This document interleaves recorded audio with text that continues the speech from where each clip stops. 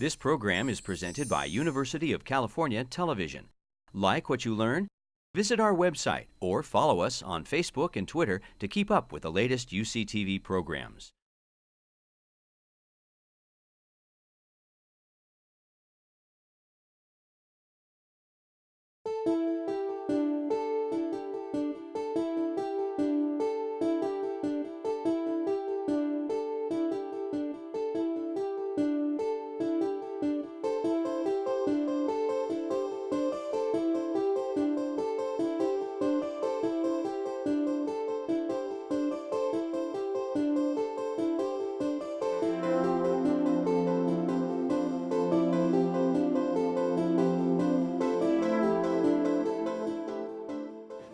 I'm Waldo Martin, Professor of History here at Cal, and a member of the Jefferson Memorial Lectures Committee. We're pleased, along with the Graduate Council, to present Professor Nell Irvin Painter, this year's speaker in the Jefferson Memorial Lecture Series. The Jefferson Memorial Lecture Series was established in 1944 through a bequest from Elizabeth Bonestell and her husband Cutler L. Bonestell.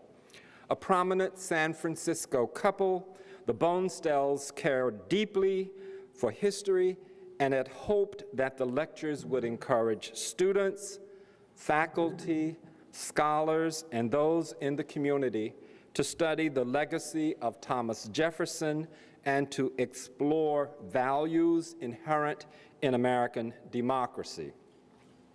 Past lecturers, Ambassador Jeane Kirkpatrick, Senator Alan Simpson, this is a text, Representative Thomas Foley, Walter Lefebvre, Archibald Cox have delivered Jefferson Memorial Lectures on early American history, about Jefferson himself, and on American institutions and policies in politics, economics, education, and law.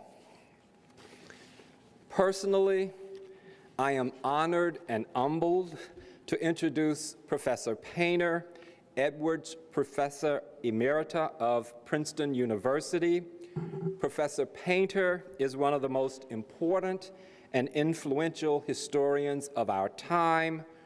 Her list of distinguished publications, academic and scholarly awards, and honorary degrees dazzles. As a scholar and public intellectual, Professor Painter has helped transform how we think and write about 19th and 20th century U.S. history. Her wide-ranging and stimulating body of historical scholarship has ranged across African American history, Southern history, working class history, women's history, cultural history, social history, and for good measure, intellectual history. Her scholarly range is stunning. Her scholarship itself is exemplary. Because of her powerful work, we now see 19th century Black immigrants, Black working class radicals and communists, the late 19th and early 20th century, Sojourner Truth, enslaved women, and yes, white people in fresh and revealing ways.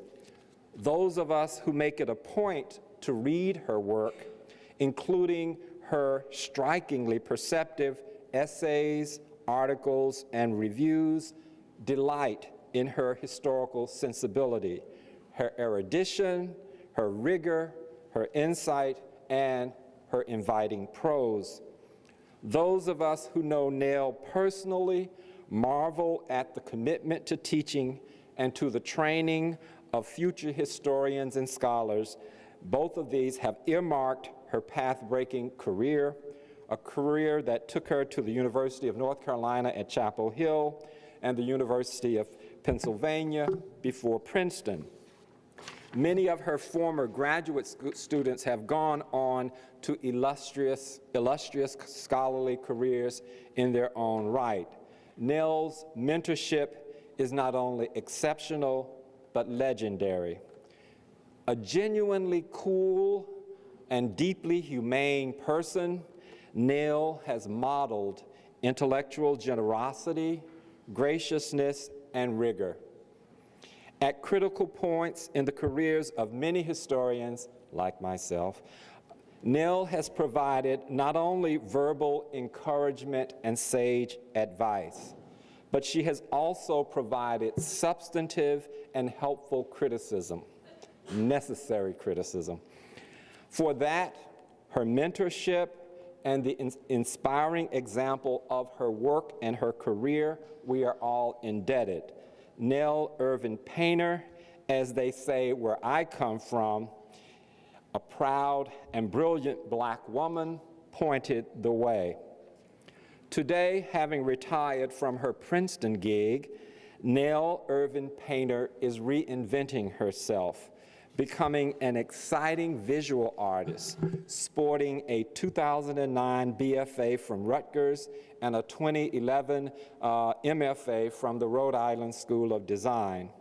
With her BA in anthropology from Berkeley, her MA in African history from UCLA, and her PhD in American history from Harvard, she knows a thing or two about credentials. Not bad, as my down-home friends would say, for a true home girl, a graduate from Oakland Tech's Gifted and Talented program. This afternoon, Professor Painter will be speaking on and illustrating why white people are called Caucasian. Now.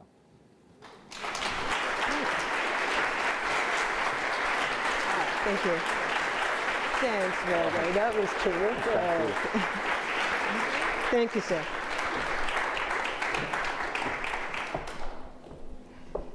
Well, thank you so much, Waldo. It is really lovely. It's wonderful to be back in the Bay Area. I haven't been here since last year. My father, who's now 94, who spent his career in Lewis Hall as the chief technician of chemistry, last year came to New Jersey. So we haven't been coming back as often as we did before.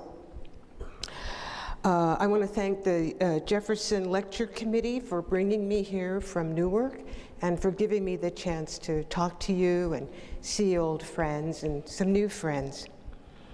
So this afternoon, my talk has 3 sections. One is an autobiographical section, fairly short. I want to tell you something about my process.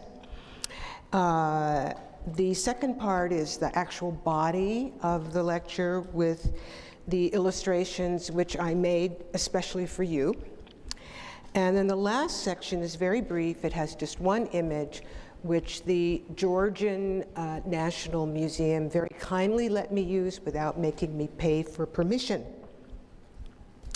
So the question of why are white people called Caucasian lies at the foundation of my 2010 book, The History of White People. People ask me, why did you write that book? And I said, I wanted to understand why white people are called Caucasian. I started working during the Chechenian wars of the late 20th century. And I thought, why are American white people called Chechens? And so the book came out of that. So the book took many hundreds of pages. It's a very visual book because I wrote it while I was in art school. But it's fundamentally a history book rooted in an archive of words. Its research came out of the Princeton University Library, and I actually dedicated the book to the Princeton University Library. In the book, Jan Friedrich Blumenbach, 1752 to 1840, who plays a central role in the question I'm asking, also has nearly an entire chapter. But his role in my presentation to you this evening, he is really somewhat smaller. And that has to do with the process, my process of putting together this talk. So as Professor Martin told you, I spent 5 years in art school at Rutgers and at the Rhode Island School of Design. And there I learned to see, to really, really see. And the process of making an image, whether you make it with your hand, which I do, or you make it with your computer, which I also do, and the images that I'm going to show you this afternoon are digital images that I made in my computer. But whether you do it one way or the other, manually or digitally, you have to fill the space. That means seeing into all that space. And that process profoundly altered what I could see in what I had written, actually, and what I had already studied to write a book.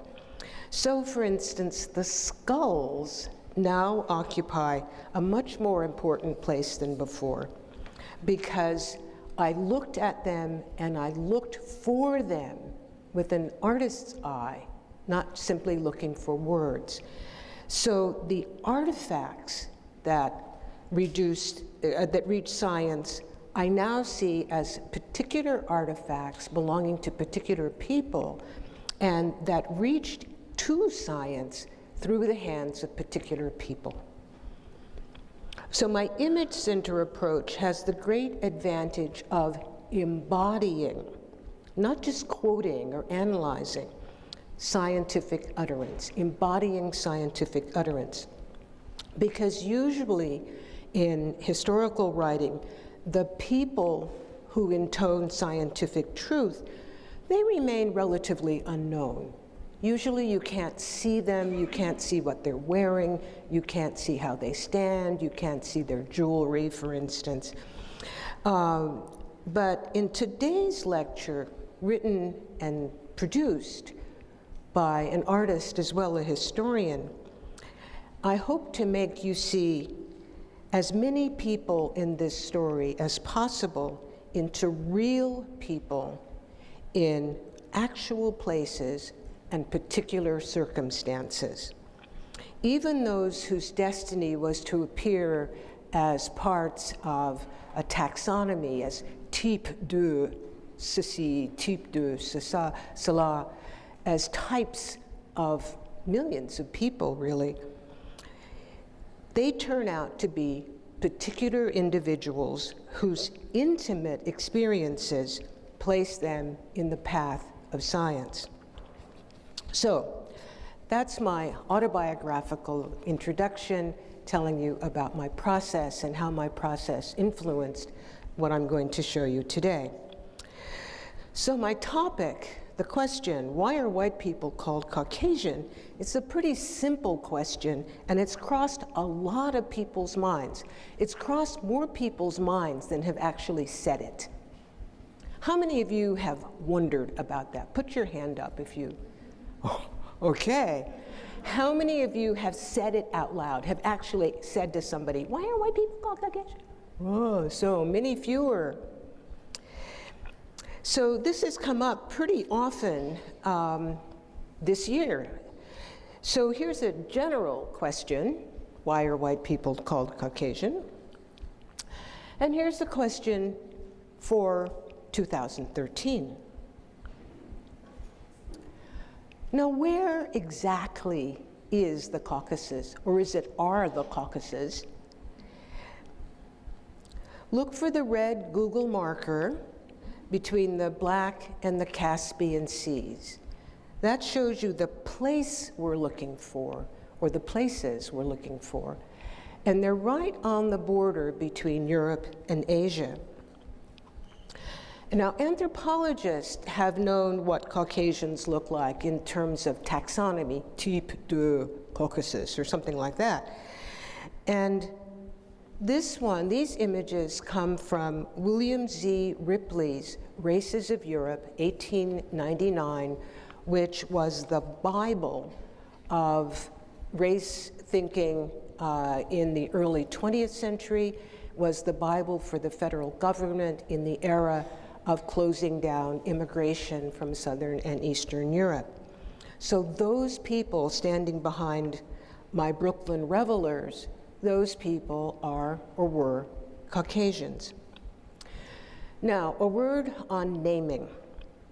In both the popular literature and the scientific literature, the names of the people and the places slide around.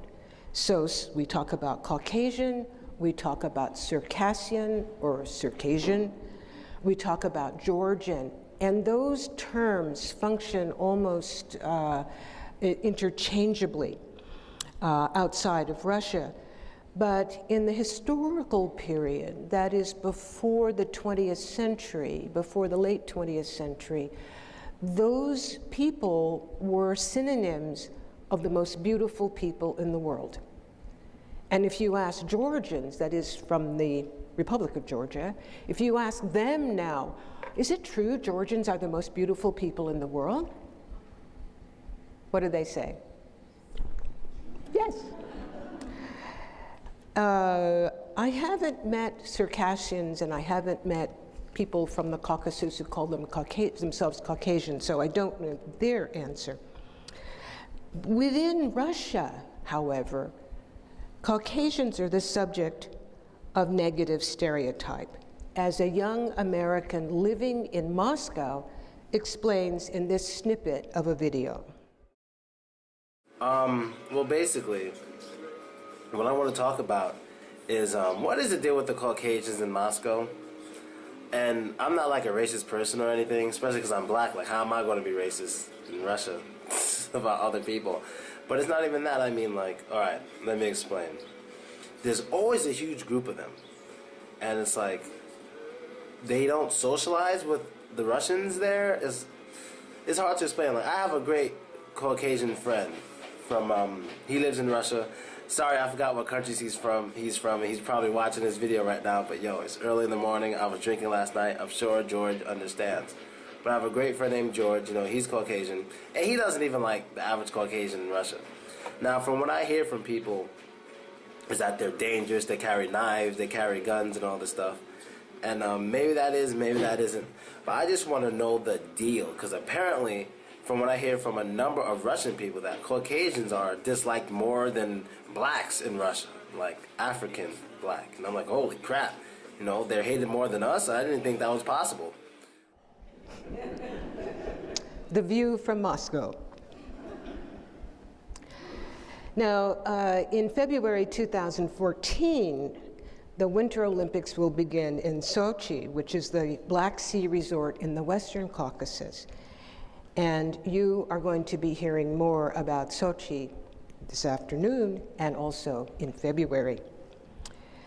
Meanwhile, back in the United States, scientific literature freely employs the word Caucasian as a term taken for granted to mean white people or non-black people or non-people of color.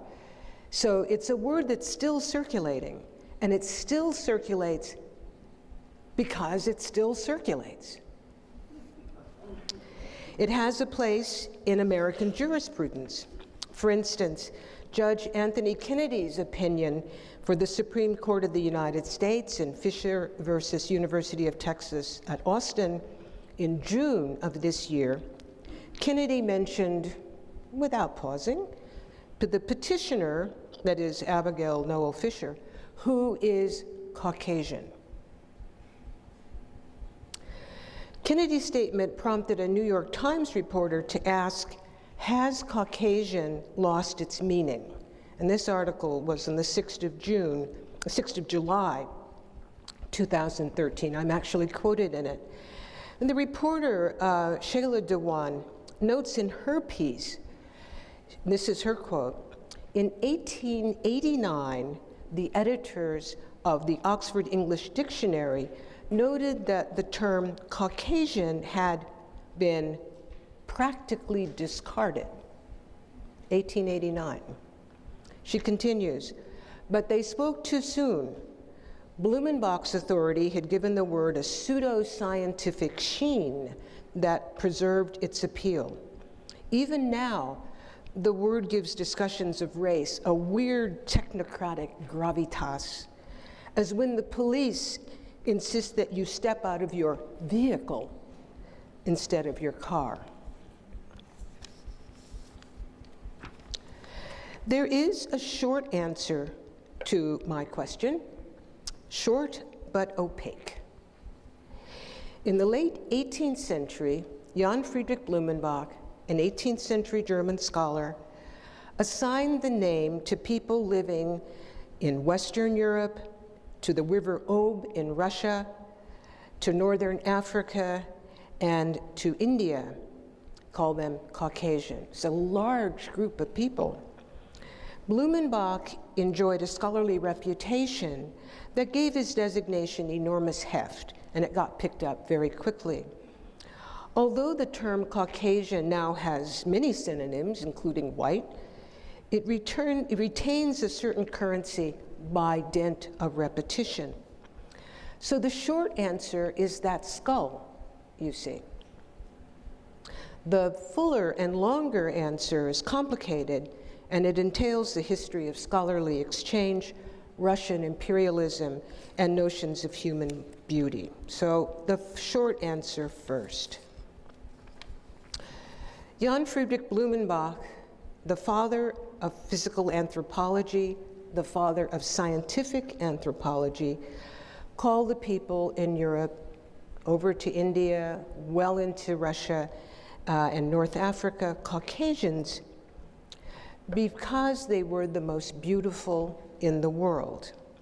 And here you have Blumenbach and the skull that inspired the designation.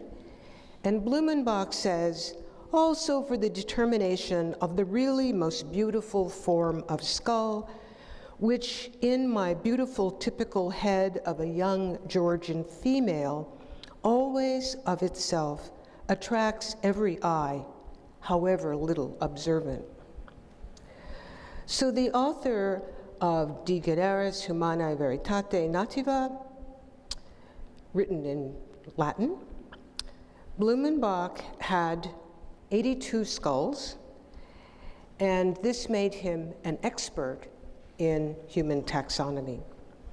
He made a five-fold designation, a taxonomy of human types. He called them varieties, and he arranged them from left to right.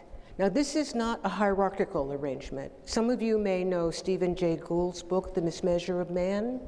Do you know that book? Yeah. So Gould shows a triangle with the Caucasian skull at the top. That's not the way Blumenbach laid it out. Blumenbach was a believer in the unity of mankind. He was a black bibliophile in the sense that he collected books by black authors. He really believed in the unity of mankind. So he arranged the skulls according to difference. So at the two ends were the Mongolian and the African, and he thought of them as the extremes. In the middle is the beautiful one. It's the gorgeous median. And that's the Caucasian.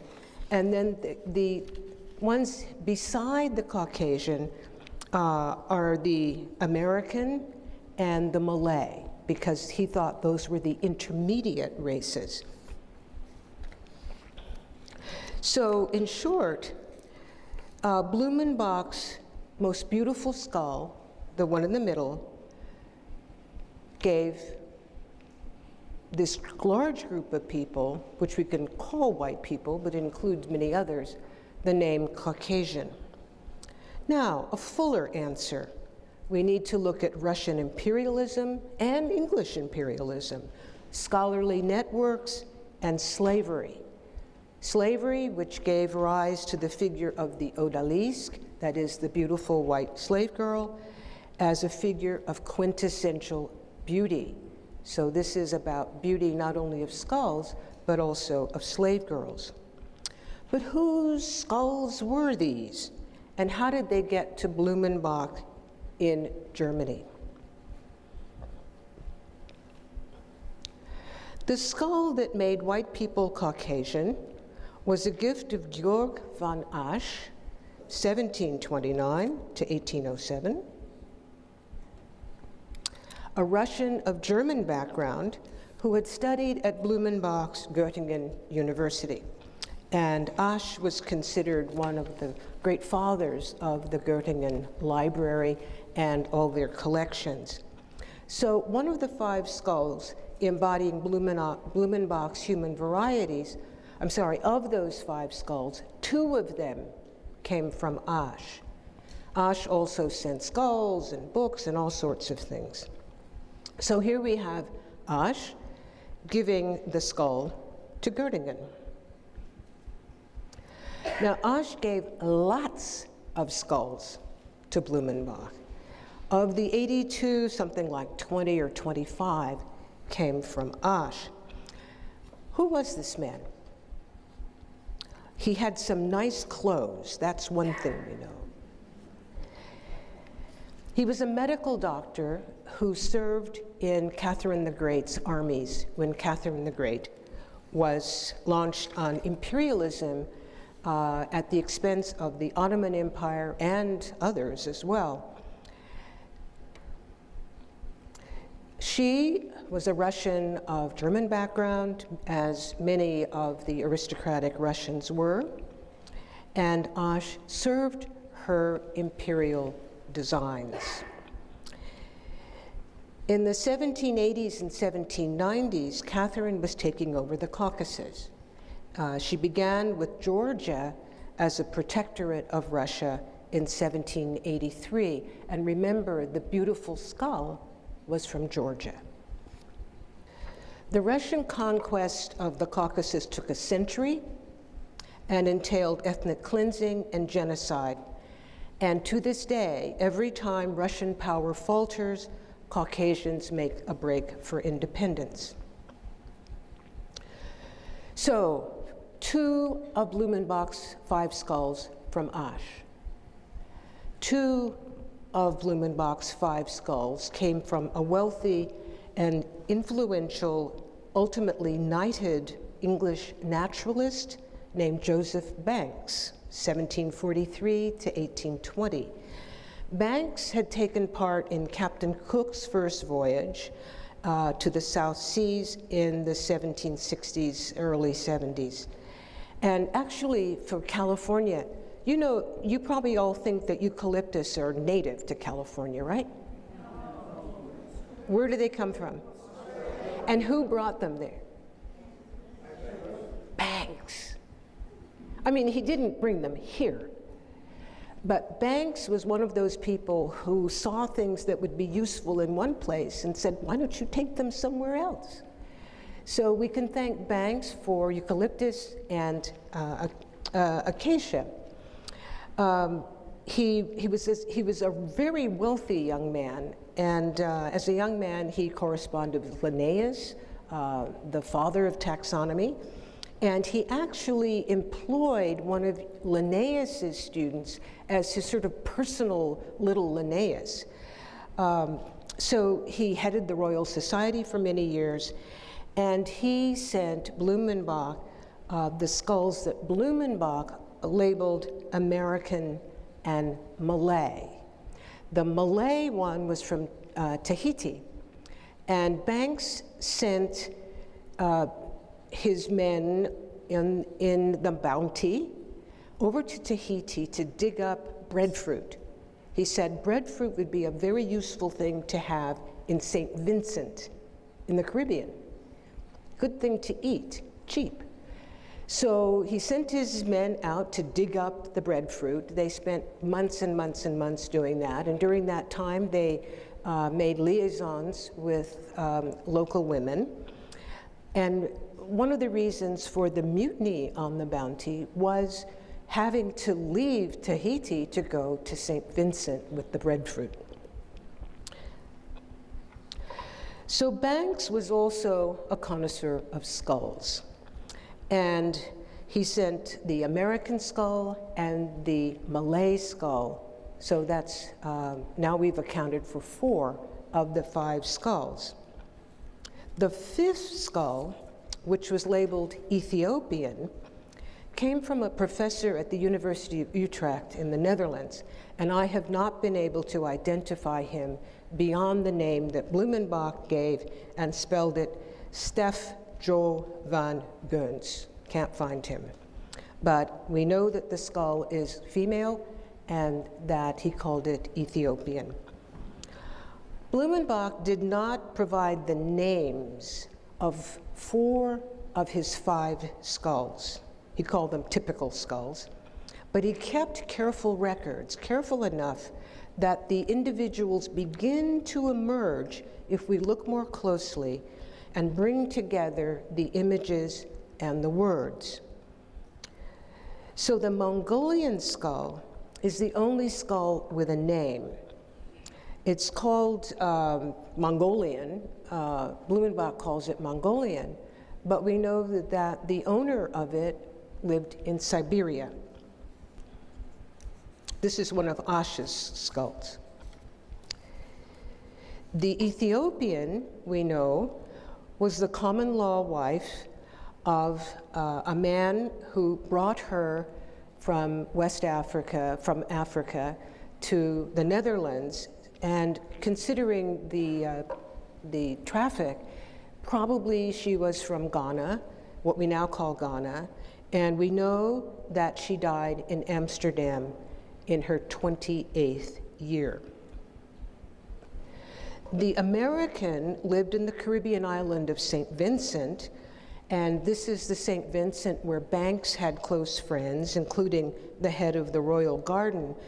So we know that the Carib chief's bones were dug up for Banks and then sent to Blumenbach. And then the skull labeled Malay belonged to a Tahitian, most likely one of the wives or girlfriends of the sailors whom Banks had sent to dig up breadfruit trees. The one in the middle, the Caucasian, a Georgian woman, very young by the look of her teeth. Do any of you know what used to happen to women when they became pregnant? What happened to their teeth? Lots of cavities and fewer teeth. So before the age of fluoride and good dentists, when women got pregnant, they very often lost their teeth. This woman has all her teeth. This is a very young woman whose fate was exceedingly unhappy. A young Georgian female, after her venereal sudden death, sent to the Theatrum Anatomicum for legal abduction. That is to say, after she died of venereal disease, a scientist boiled her down and sent her skull to Asch, and Asch sent it to Göttingen, to Blumenbach.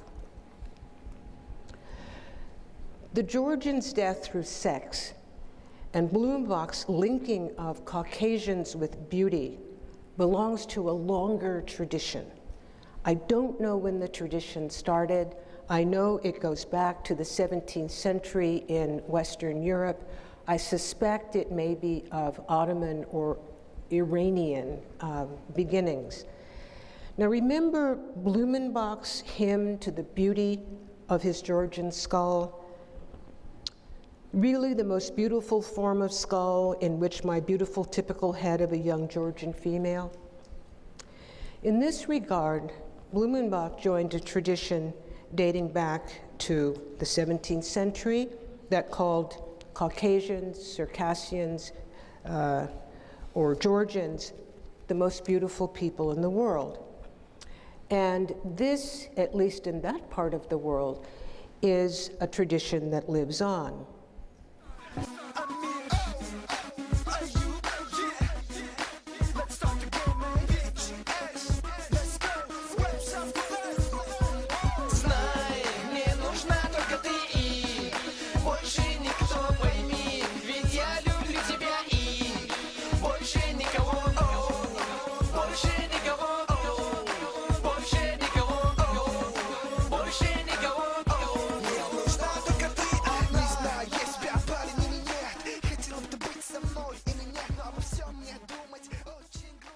Nice-looking people, huh? And young. One of the earliest Europeans to attempt to categorize people by body type was François Bernier, 1625 to 1688, a French physician and traveler who became the personal physician of the Mughal Emperor of India for 12 years. In the image that I've made for you, Bernier sits down below there by the bush under his more illustrious compatriot, Jean Chardin. Bernier's 1684 publication, Nouvelle division de la Terre par les différentes espèces ou races qui l'habitent, is considered the first post-classical classification of humans into distinct races. In Nouvelle division de la Terre, he had referred to the beauty of Circassian women as assumed by all the travelers. All the travelers. In a 1667 letter from Shiraz, Persia, Bernier described the burning of widows in India. At this point in his career, he was evidently going around watching widows being burnt, because he described several of the burnings, older ones, younger ones, and so forth.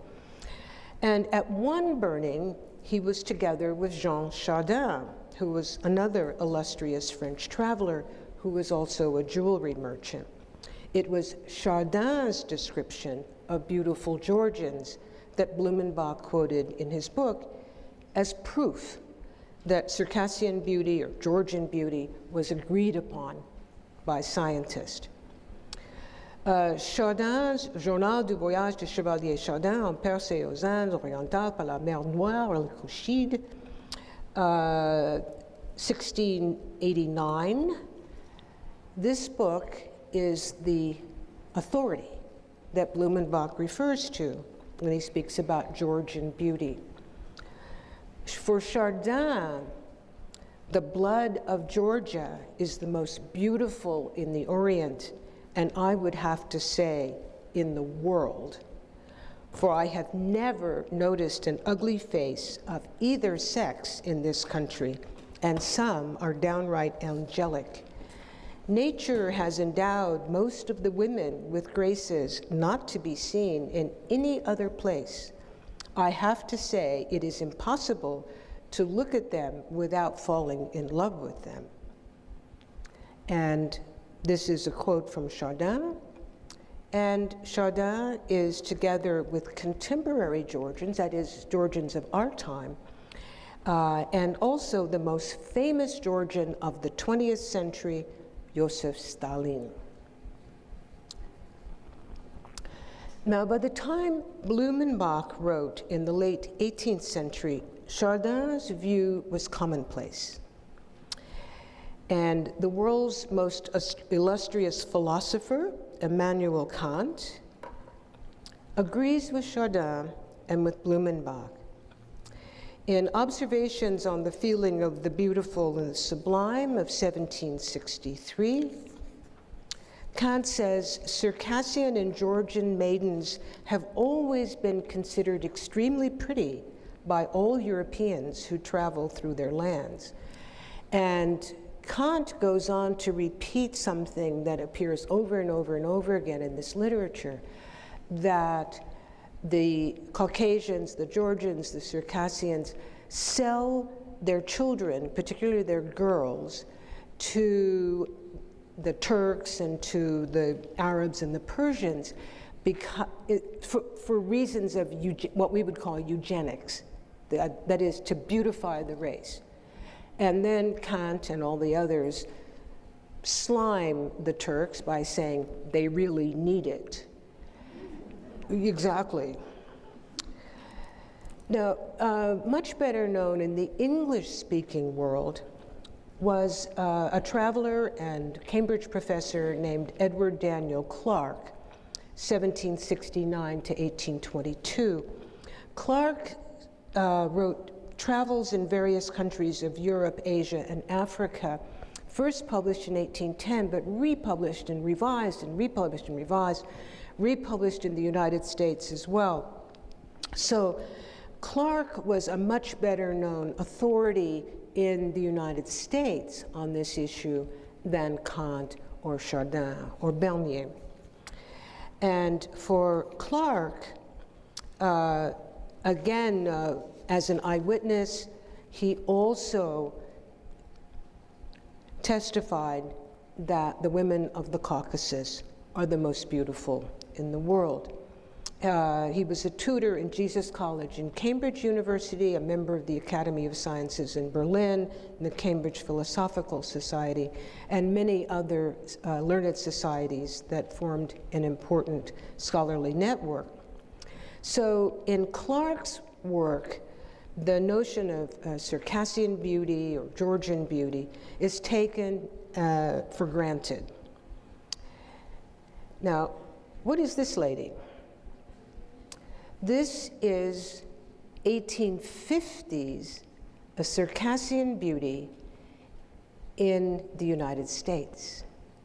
This is Barnum's American Museum, and in the 1850s and 60s, Barnum showed several women, all with afros, as Circassian beauties, the most beautiful women in the world, and for American audiences, examples of white purity. Now, why the headdress? Or why the hair? I mean, we know why the hair. She had hair like this and she let it grow.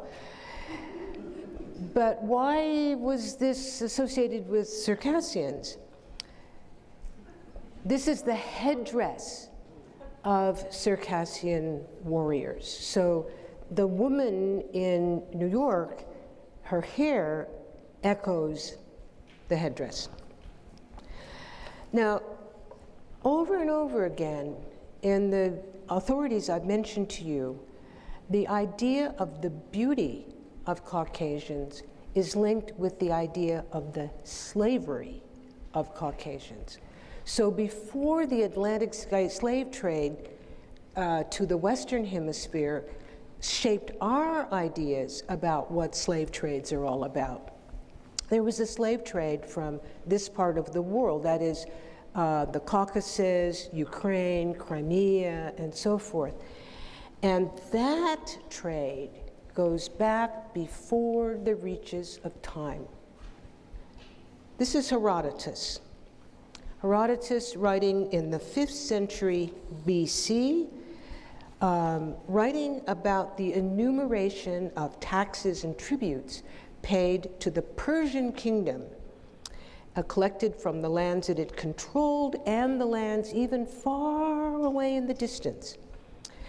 He said that a voluntary contribution was taken by the Colchians, that is the Georgians, and the neighboring tribes between them and the Caucasus, and it consisted of, and still consists of, that is in the 5th century BC, every 4th year, 100 boys and 100 girls. This was before Herodotus could even see the beginnings of it. I should add, Herodotus also mentioned a tribute from the southernmost part of the edges of the Persian world, and that was for people called Ethiopians, and what they owed was gold and ivory. People were not mentioned. So the Black Sea slave trade was the slave trade in the Western world until the 15th century, when the Ottomans captured Constantinople and cut the Black Sea off from Western Europe. At that point, 15th century, the Atlantic slave trade becomes the Western slave trade. So let's go back to Jean Chardin for a moment. His famous words of 1689 actually described a familiar experience in the Black Sea in the 1660s. This was Chardin, who was in the cameo there. Chardin was actually on a voyage to India to buy jewelry, but he couldn't go his usual way, the southern way, so he went through the Caucasus, which he hated. He hated it. But in the Black Sea area, he describes a situation where he was on a boat with captives, with slaves, and he talks about one particular woman who was 25 with a smooth, even, lily-white complexion and admirably beautiful features. I have never before seen such beautifully rounded breasts. That beautiful woman inspired overall sensations of desire and compassion. Now, it turned out that on that voyage and on that boat was a Greek trader, and Greeks handled that long-standing Black Sea slave trade.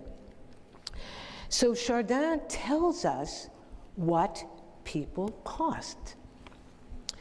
He says in crowns. I have translated it into pounds so you can get a sense of what we're talking about. Pretty girls aged 13 to 18 went for about 60 pounds. Plainer girls for less. Women went for about 36 pounds. Children from 9 to 12 pounds. Men aged 25 to 40 for about 45 pounds. Those older, only about 24 pounds to 30 pounds. The Greek merchant whose room was next to Chardin's on the boat bought that beautiful woman with the baby at her breast for about 36 pounds. Daniel Edward Clark, our Cambridge Don, also located Circassian beauty or Caucasian beauty in the enslaved. The Circassians frequently sell their children to strangers, particularly to Persians and Turkish seraglios. The most beautiful prisoners of both sexes go there. He speaks of one particular Circassian female who was 14, who was conscious of her great beauty, who feared her parents would sell her according to the custom of the country. How much? The women selling generally from 25 to 30 rubles apiece, somewhat less than the price of a horse. The beautiful young slave girl became a figure, and she had a name, Odalisque. She combines the powerful notions of beauty, sex, and slavery. In American and European art, in the 19th century particularly, she looks like the white girl next door, but she is a slave, so you can do with her as you will. Ingres, Gérôme, Powers, and Matisse specialized in odalisque paintings. The figure of the odalisque faded from memory as the Black Sea slave trade ended in the late 19th century, and the Atlantic slave trade overshadowed that from the Black Sea. Today, the word slavery invariably leads to people of African descent. Americans seldom associate the word odalisque with slavery in the Americas. And parenthetically, today, many American painters use odalisque figures. Micheline Thomas, for instance, has done a series of what she calls American odalisque. But the phrase and the figure of the odalisque has lost its association with slavery. And now in American art history and in contemporary American art, odalisque simply refers to a beautiful woman, usually unclothed. Now, in North and South American history, the odalisque-like figure appears in the guise of the beautiful quadroon. In Uncle Tom's Cabin, for instance, Eliza and her son in Harriet Beecher Stowe's work. The Caucasus and Russian imperialism. Although the Odalisque association of Caucasian beauty and white slavery has slipped out of memory, the Caucasus continues as a region in revolt against Russian control. Caucasians have not forgotten the ethnic cleansing they suffered in their 100 years war against Russians, which cost at least 500,000 Caucasian lives. And you will see part of this in part of a recent video which mentions the slaughter of Caucasians in a place called Sochi. زي الشغب شنقم عماخوا قوا وشخور زي الشغب شنقم سيانم ينقر يبساثكر الشغب شنقم قخوا قشاخر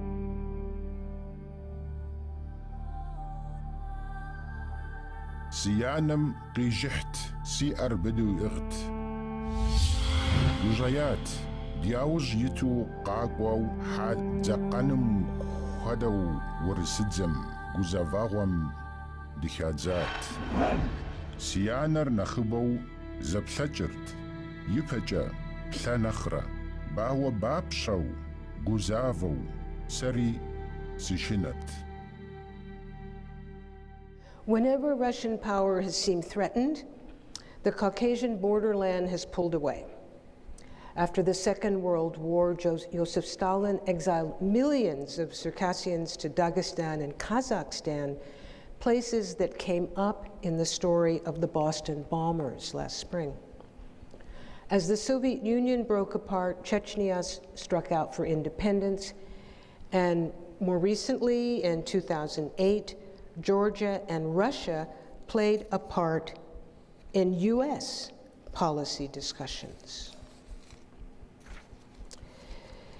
In conclusion, Caucasian is only one term for people of European descent. The word used depends on the context and the group taken as its opposite. Who is speaking, to whom, when, where, and for what purpose? The use value of Caucasian depends on its use, not on any basis in biological fact. The term Caucasian for white people grows from three main roots. One root lies in the history of imperialism, especially the Russian campaigns of Catherine the Great and her army, and the German-trained medical doctor, Georg von Asch, who sent so many specimens to Blumenbach. British imperialism also played its part in the person of Joseph Banks. One root lies in notions of beauty, Caucasians as the most beautiful people in the world. And one root lies in the idea and the ideal of enslaved women as especially beautiful, as in the Odalisque. Yes, the term Caucasian for people of European descent is not only outmoded, it has always been contingent. It didn't work in pre-Holocaust Europe, where divisions were drawn between Gentiles and Jews were racialized even though they were of European descent. It didn't work in societies like the Balkans, where religion divided people. So you can use it if you want, but understand that it's only as scientific as its use. When researchers start using Caucasian to mean white Americans, the term will no longer be recognized. Now, a coda. On Thursday, the 17th of October, 2013, the New York Times ran a front page story entitled, "Skull Fossil Suggests Simpler Human Lineage," illustrated by Skull 5, another sensational Georgian skull. Dmanisi, Georgia, The skull was 1.8 million years old. This skull was found along with 4 others, a group find unusual in archaeology. Usually skulls are found alone, leading anthropologists to classify each different one as a different species.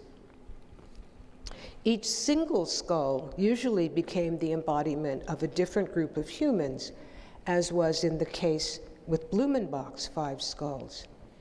Each of his individual skulls, the skulls of girlfriends or victims of sexual assault, became the figure for an entire classification of people. The group of skulls recently found in Georgia, however, is leading to a reverse conclusion. Even though skull 5 and each of the other skulls look different from one another, they're all taken to belong to the same group.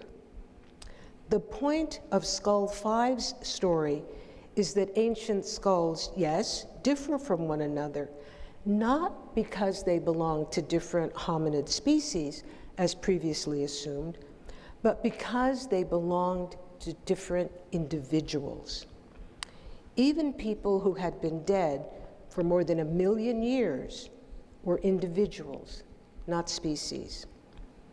So here we come full circle from Blumenbach's 18th century skulls, notably his beautiful female skull from Georgia. Blumenbach's skulls had belonged to individuals, but he classified them as racial types. In October 2013, anthropologists finally realized that each individual is singular, that each skull's owner has its own life history. Thank you.